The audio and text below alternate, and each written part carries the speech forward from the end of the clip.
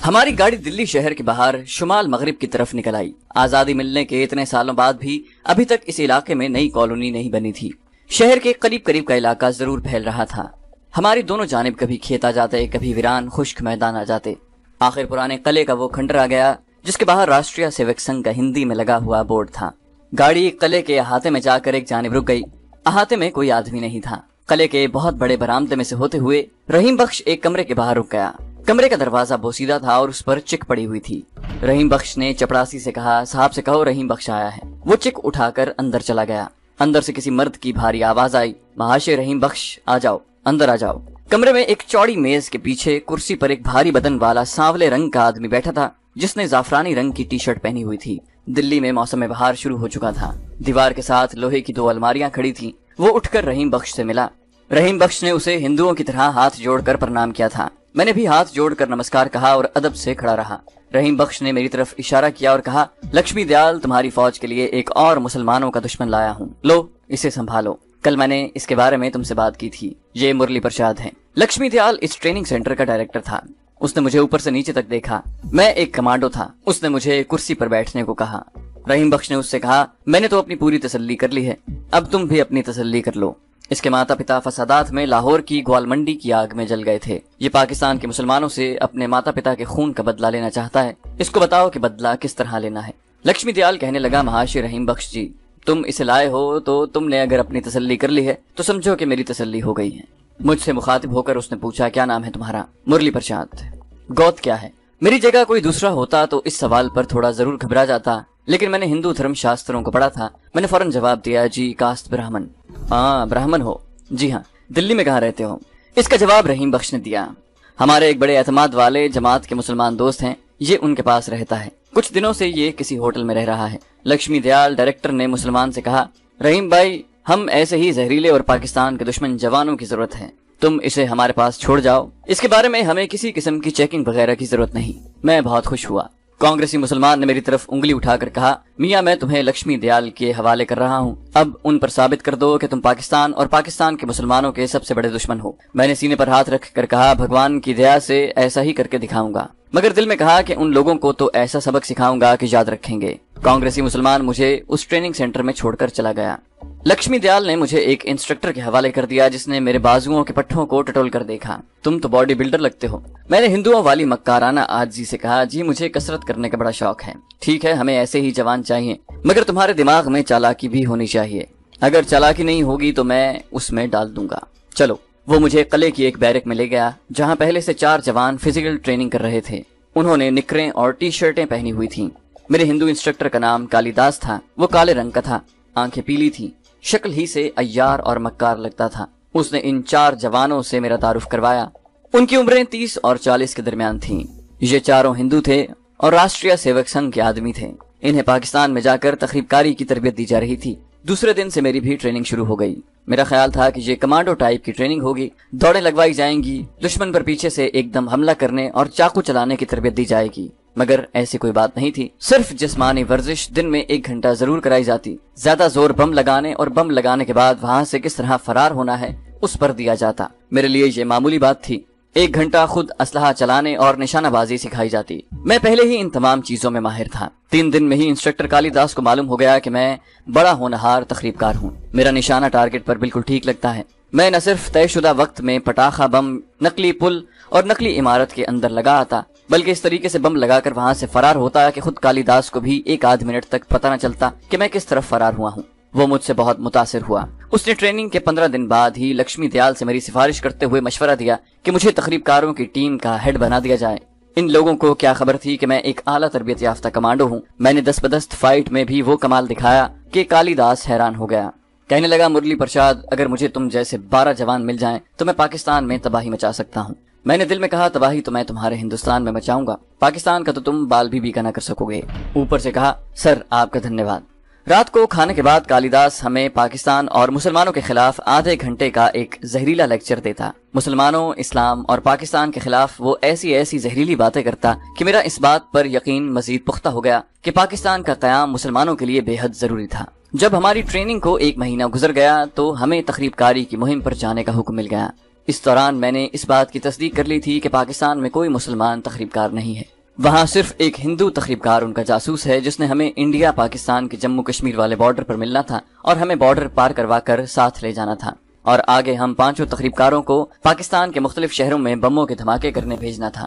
جس روز ہمیں training centre سے اپنے مشن پر روانہ ہونا تھا اس دن ہمیں لکشمی دیال نے خود ایک لیکچر دیا اور کہا تم لوگ یہاں سے جموں توی جاؤ گے، وہاں سے ہمارا خاص آدمی تمہارے ساتھ تمہیں پاکستان کا بارڈر کراس کروائے گا، اسلحہ اور ٹائم بم تمہیں ہمارا آدمی پاکستان کا بارڈر کراس کرنے کے بعد دے گا، اس کے پاس ٹائم بموں اور اسلحے کا ذخیرہ موجود ہے، تم لوگ پاکستان کے شہروں میں ریلوے پلوں کو بم لگا کر اڑاؤ، لاریوں، بسوں، ریلوے ٹرینوں اور سینما کی عمارتوں میں بم کے دھماکے کرو، ہمارا جو آدمی تمہیں جموں میں ملے گا ہم تمہیں اس کا اصلی نام نہیں بتائیں گے، اس کا فرضی نام جیک ہوگا۔ پھر لکشمی دیال نے میری طرف دیکھ کر کہا تمہارے پارٹی لیڈر مرلی پرساد کو جیک کی تصویر دکھا دی گئی ہے، جیک کو وائرلیس پر تمہارے آنے کی اطلاع کر دی گئی ہے، تم کل صبح منہ اندھیرے یہاں سے الگ الگ ہو کر ٹرین کے ذریعے جموں جاؤ گے، جموں توی کے ریلوے اسٹیشن پر تمہارا پارٹی لیڈر مرلی پرساد تمہیں ایک جگہ بٹھا کر خود پنجاب ہوٹل جائے گا جہاں جیک سے اس کی ملاقات ہوگی، اس کے بعد جیک تمہاری رہنمائی کرے گا، اب تم جا کر اپنے مشن پر روانہ ہونے کی تیاریاں شروع کر دو، تم اپنے ساتھ کوئی فالتو جوڑا نہیں لے جاؤ گے،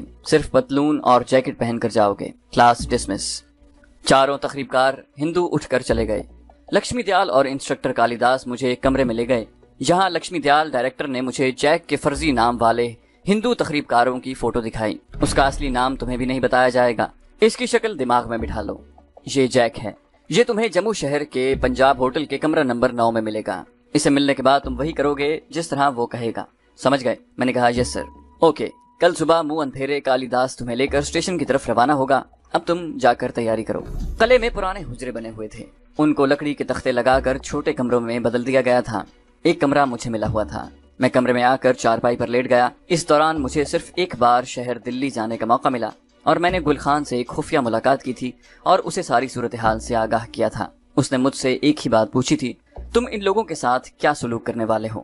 میں نے کہا یہ میں ابھی خود بھی نہیں جانتا، اتنا ضرور ہے کہ ان میں سے کوئی ایک تخریب کار بھی اپنے مشن میں کامیاب نہ ہو سکے گا، کوئی ایک بھی پاکستان کے کسی شہر میں بم کا دھماکہ نہ کر سکے گا۔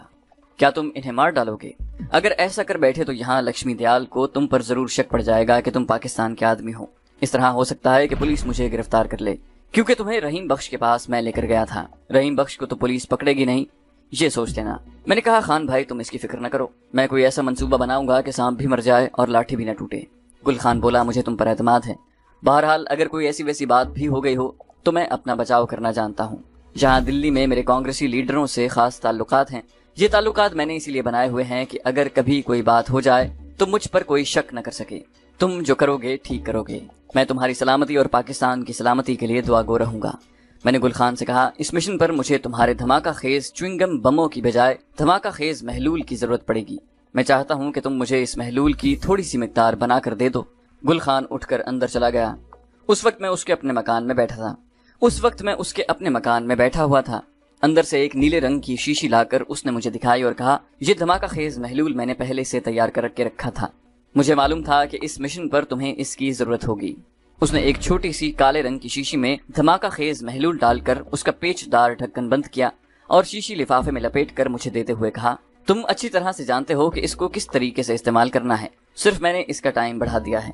کتنا ٹائم بڑھایا ہے؟ گل خان نے جواب دیا پہلے 5 منٹ کا وقفہ ہوتا تھا، اب اسے بڑھا کر 10 منٹ کر دیا ہے۔ اس محلول کا صرف ایک قطرہ پانی، شراب یا چائے میں ڈال کر دشمن کو پلا دو گے تو 10 منٹ کے بعد اس کی آنکھیں سرخ ہو کر ابل پڑیں گی، اس کے ساتھ ہی اس کے جسم دھماکے سے پھٹ جائے گا، اسے سنبھال کر رکھنا۔ میں نے شیشی لے کر جیب میں رکھ لی اور جس وقت تخریب کاری کے ٹریننگ سینٹر میں لکشمی دیال ڈائریکٹر ہمیں پاکستان اور مسلمانوں کے خلاف زہریلا لیکچر دے رہا تھا، اس دھماکہ خیز محلول کی شیشی میری جیب میں موجود تھی۔ اس وقت میں نے دل میں فیصلہ کر لیا تھا کہ اس مشن سے واپس آ کر میں پاکستان دشمن لکشمی دیال اور ٹریننگ سینٹر کے انسٹرکٹر کالی داس کو یہ دھماکہ خیز محلول ضرور چکھاؤں گا تاکہ وہ بھی اس ذائقے سے تھوڑا واقف ہو جائیں۔ صبح صبح کالی داس ہمیں ٹریننگ سینٹر کے قلعے سے نکال کر ایک پرانی جیپ میں بٹھا کر دلی کے ریلوے اسٹیشن کی طرف روانہ ہوا، وہ خود گاڑی ڈرائیو کر رہا تھا۔ ہم 5 تخریب کار پرانی پتلونوں اور معمولی سی جیکٹوں میں ملبوس خاموشی سے جیپ میں آمنے سامنے سر جھکائے بیٹھے تھے۔ ابھی دن نہیں نکلا تھا، دلی کی سڑکوں پر بجلی کی بتیاں روشن تھیں، ہمیں جموں توی ایکسپریس پکڑنی تھی۔ یہ ٹرین اس زمانے میں دلی سے صبح 6:15 بجے چلتی تھی۔ کالی داس نے ہمیں 3rd کلاس کے 5 ٹکٹ لے کر دیے اور کہا تم لوگ الگ الگ ڈبوں میں بیٹھو گے مگر ایک دوسرے کو اپنی نگاہ میں رکھو گے۔ صرف جموں توی کے اسٹیشن کے باہر تم ایک جگہ اکٹھے ہوگے جہاں جیک آ کر تم میں شامل ہو جائے گا۔ اس نے مجھ سے کہا مرلی پرساد، جموں تک یہ لوگ تمہاری ذمہ داری ہیں، تم ان کے پارٹی لیڈر ہو، جموں سے آگے جیک تمہارا پارٹی لیڈر ہوگا۔ میں نے کہا اوکے سر۔ کالی داس نے ٹکٹ ہمارے حوالے کیا اور کہا بھگوان تمہاری رکشا کرے۔ میں نے دل میں کہا بھگوان تو تمہاری رکشا کرے گا اور ایسی کرے گا کہ کسی نے نہ کی ہوگی۔ اوپر سے کہا تھینک یو سر۔ کالی داس نے آہستہ سے کہا جے ہند۔ ہم نے بھی منہ ہی منہ میں یہ الفاظ دہرائے۔ میں نے بڑی مشکل سے یہ دونوں الفاظ ادا کیے۔ ہم پلیٹ فارم پر آ کر الگ الگ ہو گئے۔ الگ ہونے سے پہلے میں نے چاروں ہندو تقریب کاروں سے کہا جموں توی کے اسٹیشن کے باہر ملاقات ہوگی، لیکن میں راستے میں اتر کر تم لوگوں کا دور سے حال چال معلوم کر لیا کروں گا۔ میں نے جب دیکھا کہ چاروں تقریب کار ٹرین کے الگ الگ ڈبوں میں داخل ہو گئے تو میں بھی ایک ڈبے میں گھس گیا۔ ٹرین ٹھیک وقت پر جموں توی کے لیے روانہ ہو گئی۔ یہ سفر کافی لمبا تھا۔ میں نے جب دیکھا کہ چاروں تقریب کار ٹرین کے الگ الگ ڈبوں میں داخل ہو گئے ہیں تو میں بھی ایک ڈبے میں گھس گیا۔ ٹرین ٹھیک وقت پر جموں توی کے لیے روانہ ہو گئی۔ یہ سفر کافی لمبا تھا۔ ٹرین دلی سے وایا سونی پت کرنال ہوتی ہوئی جالندھر جاتی تھی۔ جالندھر سے یہ ہوشیار پور کی طرف لائن بدل لیتی تھی۔ سارا دن سفر جاری رہا۔ اس دوران میں راستے میں سونی پت، کرنال اور امبالہ کے اسٹیشنوں پر اتر کر اپنے تقریب کار آدمیوں کو دور سے دیکھتا رہا۔ وہ لوگ بڑے اطمینان سے بیٹھے تھے۔ شام کے وقت جالندھر آیا، جہاں سے ٹرین نے ریلوے ٹریک بدلا اور آگے امرتسر جانے کی بجائے ہوشیار پور کی طرف روانہ ہو گئی۔ ہوشیار پور سے آگے بڑا اسٹیشن جموں توی کا ہی تھا۔ رات کے 8 سوا 8 بج رہے تھے کہ ٹرین نے ہمیں جموں توی پہنچا دیا۔ ہم ایک ایک کر کے الگ الگ ہو کر اسٹیشن سے باہر نکل آئے۔ ہم نے ایک دوسرے کو اپنی نگاہوں میں رکھا ہوا تھا۔ میں ان کے آگے آگے تھا۔ میں ایک جگہ اندھیرے میں کھڑا ہو گیا۔ پروگرام کے مطابق چاروں ہندو تقریب کار میرے پاس آ گئے۔ میں نے انہیں کہا ہمارا ٹارگٹ پنجاب ہوٹل ہے، ہم الگ الگ اس ہوٹل کے کمرہ نمبر 9 میں جائیں گے۔ اوکے، سب نے دبی زبان سے یس سر کہا اور ہم ایک بار پھر الگ الگ ہو گئے۔ میں اس سے پہلے جموں توی آ چکا تھا۔ میرے لیے یہ شہر نیا نہیں تھا۔ میں نے ایک رکشہ پکڑا اور اسے پنجاب ہوٹل چلنے کو کہا۔ پنجاب ہوٹل درمیانے درجے کا 2 منزلہ ہوٹل تھا۔ میں نے کمرہ نمبر 9 کا دروازہ کھٹکھٹایا۔ اندر سے آواز آئی کون ہے؟ میں نے کہا دلی سے آپ کا ایک مہمان آیا ہے۔ دروازہ کھل گیا۔ میرے سامنے درمیانے قد کا گٹھے ہوئے جسم والا ایک پکی عمر کا آدمی کھڑا مجھے گھور رہا تھا۔ کون ہو تم؟ میں نے کالی داس کو بتایا ہوا کوڈ ورڈ دہرایا تو وہ آدمی دروازے سے پیچھے ہٹ گیا اور بولا اندر آ جاؤ، میرا نام جیک ہے۔ کمرہ بے ترتیب چیزوں سے بھرا ہوا تھا۔ اس نے کرسی سے چادر اٹھاتے ہوئے کہا بیٹھ جاؤ، باقی لوگ کہاں ہیں؟ میں نے کہا وہ الگ الگ کر کے آئیں گے۔ جیک نے سگریٹ سلگاتے ہوئے کہا ہاں مجھے معلوم ہے، تم نئے رنگروٹ لگتے ہو، کیا تم پارٹی لیڈر ہو؟ میں نے کہا ہاں میرا نام مرلی پرساد ہے۔ جیک کرسی پر بیٹھتے ہوئے بولا مجھے کالی داس نے تمہارا ریکارڈ بھجوا دیا تھا، تمہارے ماتا پتا گوال منڈی کی آگ میں جل کر سورگباش ہو گئے تھے، ہے نا؟ جی سر۔ ٹھیک ہے، تم لاہور جاؤ گے اور گوال منڈی کے اندر کسی بڑی دکان میں اکٹھے 2 بم لگا کر دھماکہ کرو گے، تمہیں اس سے ضرور خوشی ہوگی۔ کیوں نہیں، میں تو مسلمانوں سے اپنے ماتا پتا کی مرتیوں کا بدلہ لینا چاہتا ہوں۔ اس سے اچھی اور کون سی بات ہوگی کہ جہاں میرے ماتا پتا کو جلایا گیا تھا وہیں میں اپنے دشمن کو بھسم کروں۔ جیک اس دوران میری طرف مسلسل گھور کر دیکھ رہا تھا۔ مجھے ایسے لگ رہا تھا جیسے اس کی آنکھیں میرے چہرے کے پیچھے چھپے ہوئے کسی راز کو تلاش کرنے کی کوشش کر رہی ہیں۔ میں نے دل میں کہا کہ تمہارے والد صاحب بھی اس راز کو معلوم نہیں کر سکتے جو میرے چہرے کے پیچھے چھپا ہوا ہے۔ آدھے گھنٹے کے اندر اندر ایک ایک کر کے باقی تقریب کار ساتھی بھی آ گئے۔ ہم نے مل کر کھانا کھایا۔ کھانا ہندوؤں والا تھا، یعنی دال اور چھوٹی چھوٹی روٹیاں بلکہ چپاتیاں اور موٹے چاول اور دہی۔ مجھے دل میں گلخان کے ساتھ کھائے ہوئے مرغ روسٹ یاد آ رہے تھے۔ کھانے کے بعد چائے آ گئی۔ میں نے پارٹی لیڈر کی حیثیت سے جیک سے پوچھا سر یہاں سے ہمیں کس وقت نکلنا ہے؟ جیک نے مجھے ایک بار پھر گھور کر دیکھا۔ صاف لگ رہا تھا کہ کسی وجہ سے میں نے اسے پسند نہیں آیا۔ کہنے لگا تمہیں یہ پوچھنے کی ضرورت نہیں، میں خود بتا دوں گا۔ اب تم پارٹی لیڈر نہیں ہو، اب تمہارا لیڈر میں ہوں۔ آگے میرا حکم چلے گا، جیسے میں کہوں گا ویسے ہی تمہیں کرنا ہوگا۔ میں نے کہا یس سر، جیسی آپ کی آگیا۔ پارٹی لیڈر جیک جو شکل و صورت سے اور باتوں سے اپنے زہریلے رویے سے بھی بڑا سخت متعصب ہندو لگتا تھا، ہم سب کو ایک ساتھ مخاطب کر کے کہنے لگا تم لوگ آج رات اور کل کا دن آرام کرو گے، کل اندھیرا ہوتے ہی ہم یہاں سے چل پڑیں گے۔ کل کا سارا دن میری اجازت کے بغیر کوئی ہوٹل سے باہر نہیں جائے گا۔ یہ جموں کشمیر کا علاقہ ہے جہاں دشمن کے جاسوس ہمیں دیکھ سکتے ہیں۔ رات کو ہم ایک ہی کمرے میں زمین پر چادریں لے کر لیٹ گئے۔ میں نے سوچا کہ اس آدمی جیک سے جس کا اصلی ہندوانہ نام مجھے آج تک معلوم نہیں ہو سکا، اس کے ساتھ جتنی زیادہ دوستی ڈالی جا سکتی ہے ڈال کر اس سے یہ پتہ کرنا چاہیے کہ پاکستان میں جو ہمارا ہندو جاسوس تقریب کار بیٹھا ہوا ہے اور جس کے ساتھ وہاں جا کر ہم نے رابطہ پیدا کرنا ہے اس کا نام کیا ہے اور وہ پاکستان کے کس شہر میں کس خفیہ نام اور بھیس میں رہ رہا ہے۔ ظاہر ہے کہ وہ مسلمان بن کر ہی پاکستان میں رہ رہا ہوگا۔ یہ اطلاعات مجھے جیک سے ہی مل سکتی تھیں۔ اس کی وجہ یہ تھی کہ میں اس انڈین تخریب کار کو بھی ان تخریب کاروں کے ساتھ ہی ہلاک کرنا چاہتا تھا۔ اگر میں ان چاروں کو ہلاک کر کے اس تخریب کار کی تلاش میں پاکستان میں داخل ہو گیا تو میں اسے وہاں زندہ تو بالکل نہیں چھوڑوں گا، مگر پھر میرے لیے واپس انڈیا کا بارڈر کراس کرنا مشکل ہو جائے گا۔ میں کسی حکومت کا جاسوس تو تھا نہیں، میں تو یہ ساری کارروائیاں محض اپنے بلبوتے پر اور اپنے باپ کی وصیت پوری کرنے کے لیے، اور میرے دل میں اسلام، جہاد کشمیر اور پاکستان کی سلامتی اور استحکام کا جو جذبہ تھا صرف اس کی وجہ سے کر رہا تھا۔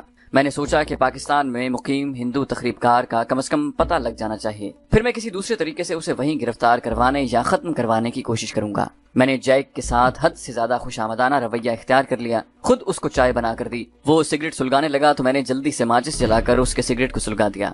خوشامد بڑا خطرناک ہتھیار ہے، یہ پتھر میں بھی سوراخ کر دیتا ہے۔ میرے خوشامدانہ رویے نے بڑی جلدی اثر دکھانا شروع کر دیا۔ جیک کی توجہ میری طرف ہونے لگی۔ وہ ہم سے کوئی بات کر رہا ہوتا یا ہمیں کچھ سمجھا رہا ہوتا تو میری طرف توجہ زیادہ دیتا۔ میں نے اس پر مزید اثر ڈالنے کے لیے مسلمانوں اور پاکستان کے خلاف باتیں شروع کر دی۔ میں نے اسے بڑے کم عرصے میں یقین دلا دیا کہ میں ایک کٹر برہمن ہندو ہوں اور میرے دل میں پاکستان کے مسلمانوں سے اپنے فرضی ماتا پتا کے جل مرنے کا بدلہ لینے کی آگ بھڑک رہی ہے۔ رات کے پہلے پہر جب ہمارے دوسرے ساتھی سو گئے تو میں اٹھ کر بیٹھ گیا۔ کمرے کی بتی جل رہی تھی۔ جیک کونے والی چھوٹی میز پر ایک نقشہ رکھے اس کو جھک کر دیکھ رہا تھا۔ میں نے سگریٹ جلایا تو اس نے میری طرف دیکھ کر کہا، نیند نہیں آ رہی مرلی پرساد؟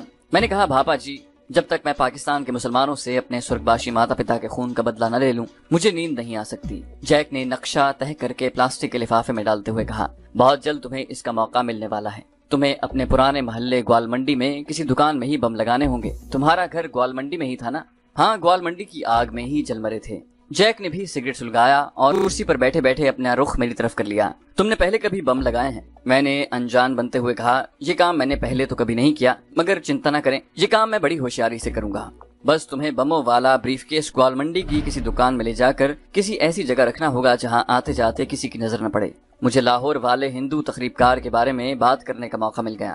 میں نے جیک سے پوچھا، کیا لاہور میں ہمیں اپنا لاہور والا جاسوس گائیڈ کرے گا؟ ہاں، وہی کرے گا۔ میں نے پوچھا، وہ ہمیں لاہور میں ہی ملے گا کیا؟ جیک نے ہلکا سا کش لگا کر کہا، نہیں، وہ ہمیں بارڈر کراس کرا کے انڈیا کے ایک گاؤں میں ملے گا۔ اس کو اطلاع مل چکی ہے، جس وقت ہم وہاں پہنچیں گے وہ وہاں موجود ہوگا۔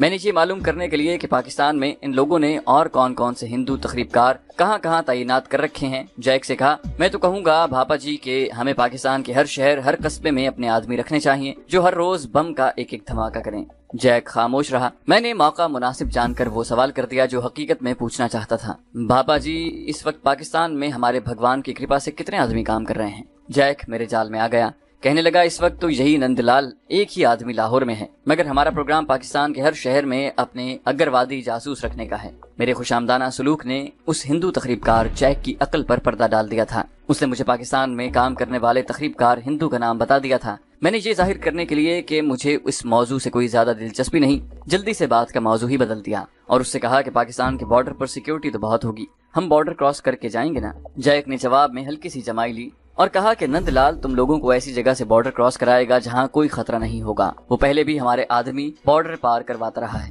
پھر ٹھیک ہے، میں نے اپنی طرف سے بڑے اطمینان کا اظہار کرتے ہوئے کہا۔ جیک کرسی سے اٹھ کر بستر پر لیٹ گیا۔ مجھے نیند آ رہی ہے، تم بھی سو جاؤ۔ کمرے میں خاموشی چھا گئی۔ یہ جموں شہر کی خنک رات تھی۔ میں پہلے بھی اس شہر میں آتا جاتا رہا تھا۔ سردیوں کا موسم نکل رہا تھا۔ جموں کی رات ہلکی خنک تھی، اتنی کہ کمرے کا پنکھا نہیں چل رہا تھا۔ تھوڑی دیر میں ہمارے ہندو تخریب کار گائیڈ جیک کے خراٹوں کی آواز آنے لگی۔ میری پتلون کی جیب میں دھماکہ خیز محلول کی کالی شیشی موجود تھی۔ میں ان سب کی ایک ایک کر کے گردنیں توڑ کر انہیں موت کی نیند سلا سکتا تھا، مگر مجھے اس ہندو تخریب کار نند لال کو بھی ہلاک کرنا تھا جس کو بھارتی خفیہ را نے لاہور میں تخریب کاری کے لیے رکھا ہوا تھا، اور نند لال نے ہمیں پاکستان کے بارڈر پر انڈیا کی سرزمین پر واقع ایک سرحدی گاؤں میں ملنا تھا۔ اس وقت تک ان لوگوں کا زندہ رہنا ضروری تھا کیونکہ ان کے ساتھ ہی میں نند لال سے ملاقات کر سکتا تھا۔ چنانچہ میں دل میں مختلف منصوبے تیار کرنے لگا کہ انڈیا کے سرحدی گاؤں میں نند لال سمیت ان سب کو ایک ہی وقت میں کس طرح ہلاک کیا جا سکتا ہے، اور اس کے بعد کیا میں واپس ان لوگوں کے پاس جا سکوں گا جنہوں نے مجھے ہندو سمجھ کر پاکستان میں تخریب کاری کے لیے بھیجا تھا، جبکہ مزید تخریب کاری کے منصوبوں کو خاک میں ملانے کے لیے میرا ان کے پاس واپس جانا ضروری تھا۔ یہی کچھ سوچتے سوچتے مجھے نیند آ گئی۔